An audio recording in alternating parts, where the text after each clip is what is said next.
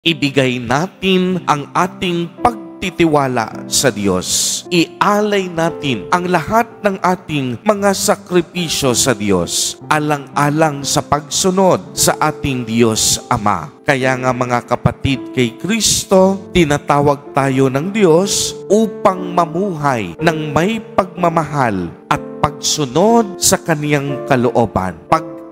Alay ng sarili, paglimot sa ating mga sarili. Inaanyayahan tayo ng Diyos na ibahagi ang pag-ibig at pagmamalasakit at paggawa ng mabuti para sa iba. Kaya't mga kapatid kay Kristo, lagi po nating aalalahanin na sa tuwing tayo ay nagsisimba at nagdarasal sa tahanan ni Jesus Nazareno, paulit-ulit tayong hinahamon. Ialay natin ang ating mga sarili para sa Diyos at paglilingkod sa kapwa. Huwag tayong mawawala ng pag-asa at higit sa lahat, sumunod tayo sa kalooban ng Diyos sa bawat pagkakataon at sa bawat panahon ng ating buhay. Amen. Purihin at dakilain natin ang ating Panginoon, ang mahal na poong Jesus Nazareno.